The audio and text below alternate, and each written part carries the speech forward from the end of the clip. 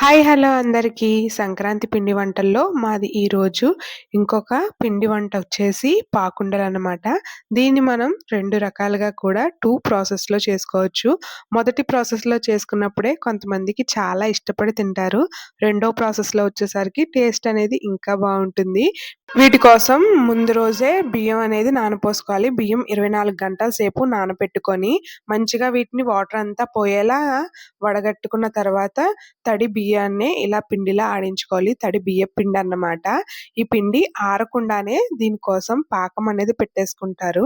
వీటిలో వేయడానికి ముందుగా ఇలా కొబ్బరి ముక్కలను నేతిలో వేయించుకోవాలి. కొంతమంది కొబ్బరి ముక్కల బదులు నువ్వుపప్పు కూడా వేసుకుంటారన్నమాట. మేమైతే కొబ్బరి ముక్కలు వేసుకొని ప్రిపేర్ చేసుకుంటున్నాము. వీటిని మంచిగా నేతిలో వేయించుకున్న తర్వాత నేను కేజీన్నర బియ్యం అయితే వేసుకున్నాను కదా! కేజీన్నర బియ్యానికి కేజీ అయితే బెల్లం ఇలా పాకం పట్టాలి. బెల్లం మంచిగా కరిగిన తర్వాత పాకం వస్తుందని అనుకున్నప్పుడు మనం వేయించి పెట్టుకున్న ఈ కొబ్బరి ముక్కలను కూడా వేసేసి కోవడమే. ఈ ప్రాసెస్ మొత్తానికి కూడా నెయ్యి చాలా ఎక్కువగా పడుతుంది. టేస్ట్ నచ్చిన వాళ్ళు ఎంతైనా వేసుకోవచ్చు. దీన్ని బెల్లం సలివిడి అని కూడా అంటారు. బెల్లం సలివిడి ఏ ప్రాసెస్‌లో చేసుకుంటామో అదే ప్రాసెస్ అన్నమాట మొత్తం కూడాను. పాకం వచ్చింది లేదా అనేది ఇలా గిన్నెలో నీళ్లు వేసుకొని టెస్ట్ చేసుకోవాలన్నమాట. పాకం వచ్చేసింది అని అనుకున్నప్పుడు స్టవ్ ఆఫ్ చేసేసి మనం ఆడించి పెట్టుకున్న బియ్యపు పిండిని ఇలా కొద్ది కొద్దిగా వేసుకుంటూ మంచిగా కలుపుకోవాలి. పిండి ఎంత పడుతుందో చూసుకుంటూ వేసుకోవాలి. లేదంటే గట్టిగా అయిపోతుంది. ఇక్కడే మనం బలమంతా ప్రయోగించాలన్నమాట. ఈ పిండి వేసే కొద్దీ టైట్ అవుతుంది కదా! దాన్ని కలపడం బట్టే మనకి చక్కగా చలివిడి అనేది రెడీ అవుతుంది. దీన్ని ఉత్తిగా ఇలా బెల్లం సలివిడిలా కూడా చాలా మంది ఇష్టంగా తింటారు. చెప్పాను కదా! ఫస్ట్ ప్రాసెస్‌లోనే నచ్చేస్తుంది అని. అదే అన్నమాట బెల్లం సలివిడి. పిండి మొత్తం ఎయిర్ గ్యాప్స్ లేకుండా ఇలా కింద నుంచి కలుపుకుంటూ పిండి వేస్తున్నంత సేపు కలుపుతూనే ఉండాలి.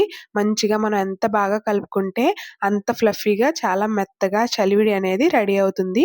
ఇదొచ్చేసి ఫస్ట్ ప్రాసెస్ అన్నమాట. ఇంకొచ్చేసి నెక్స్ట్ ప్రాసెస్‌లోకి వెళ్ళిపోదామా? ఇప్పుడు ఈ చలివిడి ఇలా వేడిగా ఉంది అని అనుకున్నప్పుడే కొద్ది కొద్దిగా చేతికి ఆయిల్ రాసుకుంటూ చిన్న చిన్న ఉండల్లా చేసుకొని మంచిగా మరుగుతున్న ఆయిల్‌లో ఇలా చిన్న చిన్న బిళ్ళల్లా చేసుకొని డైరెక్ట్ ఆయిల్‌లో వేసేసుకోవడమే. ఇవి వేగడానికి ఎక్కువ టైం పట్టదు. చాలా తొందరగా వేగిపోతాయి. ఒక పక్క వేస్తూ ఉంటే ఒక పక్క తీస్తూ ఉండాలి. అలా మంచిగా పైన క్రిస్పీగా లోపల మెత్తగా ఉండే చక్కని నెయ్యి పాకుండలైతే రెడీ అయిపోతాయి. ఒక పక్కన మా పొయ్యి దగ్గర మా పిండి వంటలు, ఇదిగో పిల్లలు స్కూల్ సెలవులిచ్చేశారు కదా! మా 2 కోతులు చూడండి ఎంత అల్లరి చేస్తున్నాయో. మిగిలిపోయిన పిండిని అలా ఒంటికి పూసుకుంటూ. వంట చేయడం ఒక ఎత్తయితే, వీళ్ళతో కలిసి అరవడం ఇంకొక ఎత్తవుతుంది. మీ పిల్లలకి కూడా హాలిడేస్ ఇచ్చేశారా? వెంటనే అయిపోయే ఈ పాకుండలు చాలా ఈజీ ప్రాసెస్ అండి. చాలా సింపుల్‌గా కూడా చేసుకోవచ్చు. ఇంకెవరన్నా ట్రై చేయని వాళ్ళుంటే ఖచ్చితంగా ట్రై చేయండి. అలాగే నా వీడియో ఎవరైనా కొత్తగా చూస్తూ ఉంటే మాత్రం ప్లీజ్ లైక్ చేసి ఛానల్‌ని సబ్స్క్రైబ్ చేసుకోండి. మీరు చేసే లైక్, సపోర్టు అనేది నాకు ఇంకా మంచి మంచి వీడియోస్ చేయడానికి బోలెడంత ఎంకరేజ్‌మెంట్‌నిస్తుంది. Thank you so much to all. Happy Sankranti.